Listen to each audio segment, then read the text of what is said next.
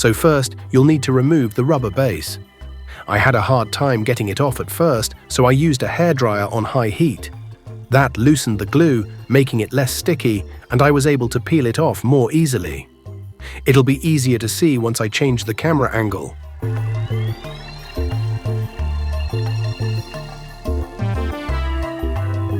As you can see, the glue left a film behind. Half of it wasn't reusable, so I ended up throwing it away, but I'll show you more on that at the end.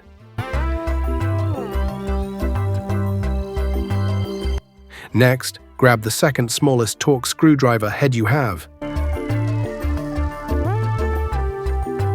You'll need to remove the 4 screws holding the top part in place. Be careful not to lose the screws, set them aside safely.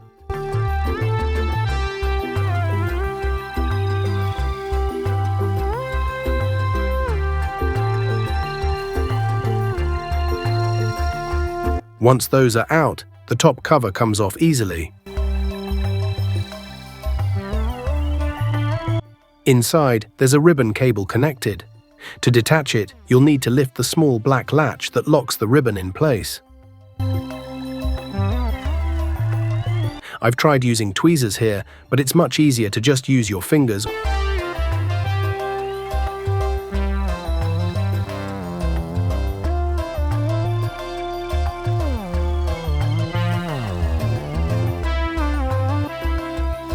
Now you'll see 3 more screws that you need to remove.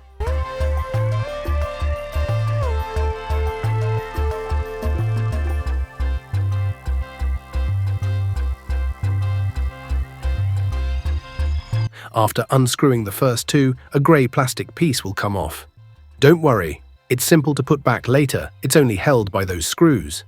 With that out of the way, you can remove the PCB. This is where you'll find the tiny switch.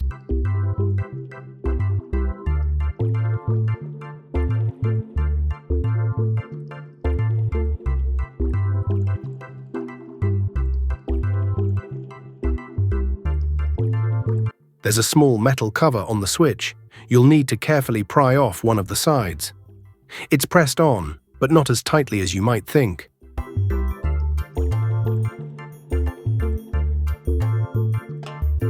I struggled using tweezers, but switching to a flathead screwdriver made it much easier. So definitely try that instead.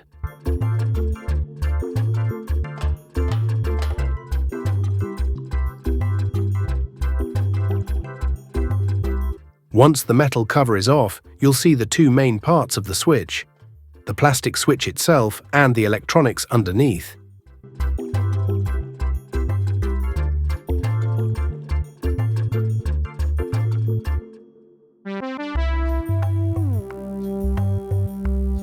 There are tiny metal contacts that you'll need to clean. Just scrub them with a small screwdriver or anything with a fine tip.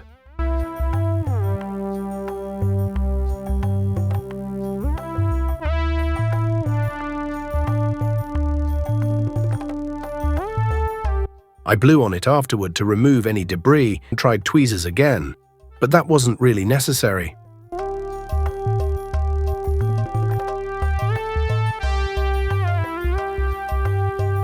Now take the other part of the switch, the plastic bit with the 4 small conductors.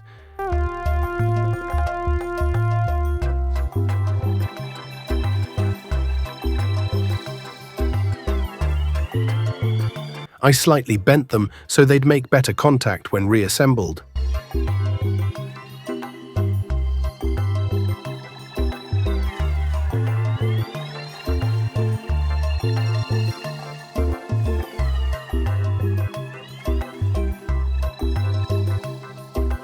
It doesn't matter on what side you put it back, it fits on both ways. And once it's in, test it to make sure it clicks like a normal switch.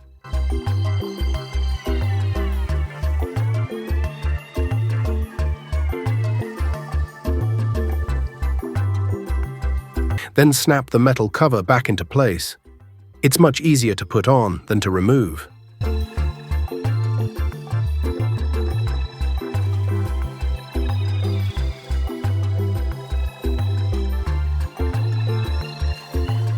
Now that the switch is back together, we'll reassemble everything.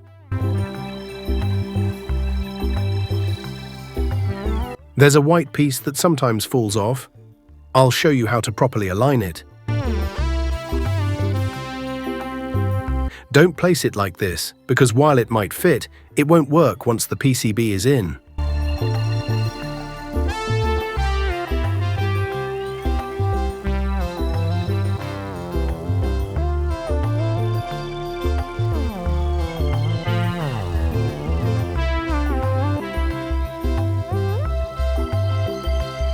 Make sure the two small black dots are facing outward.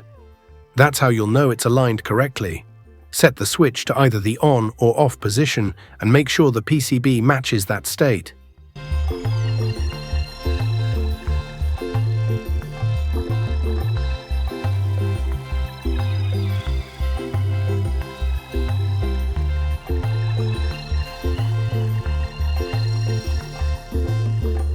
Now take the grey cover piece. It goes on easily.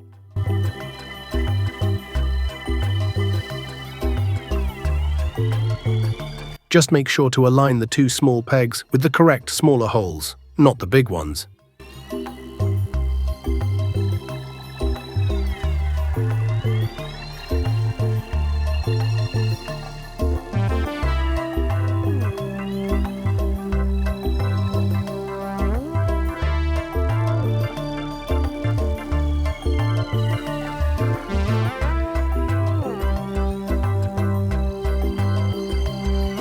Once everything is in place, screw it all back together.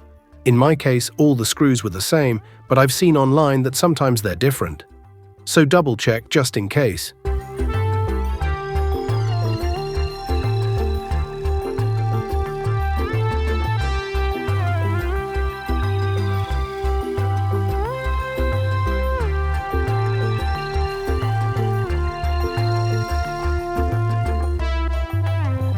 You can now test the switch to make sure everything works.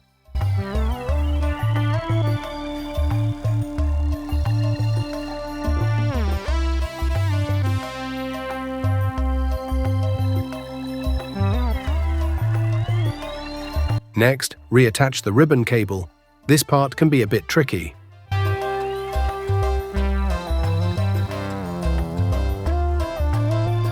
I tried using tweezers at first, but found it was actually easier to insert it with my fingers. Make sure the printed side of the ribbon, the drawings, is facing up when inserting it.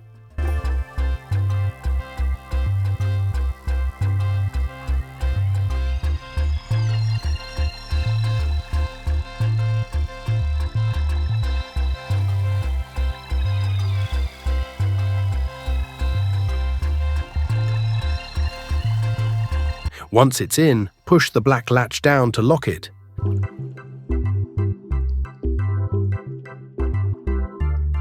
Lightly tug on the cable to make sure it's secure. It shouldn't come out. Now reassemble the rest of the parts. There's only one way everything fits back together, so you can't really mess this up.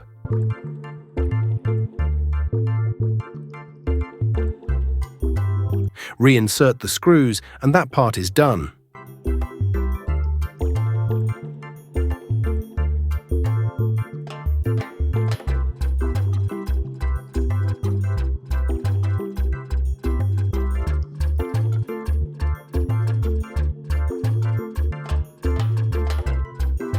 For the rubber base, if it doesn't stick well anymore, just use some double-sided tape.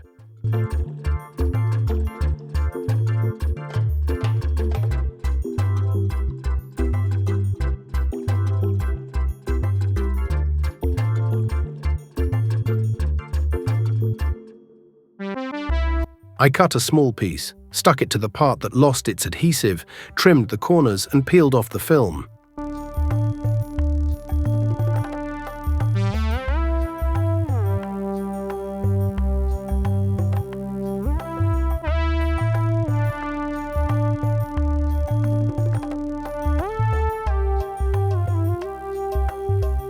Then I pressed the rubber base back into place, and it held. That's it, you're done.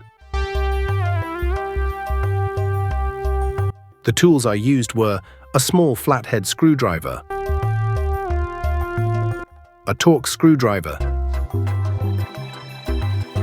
tweezers, optional, you probably don't need them,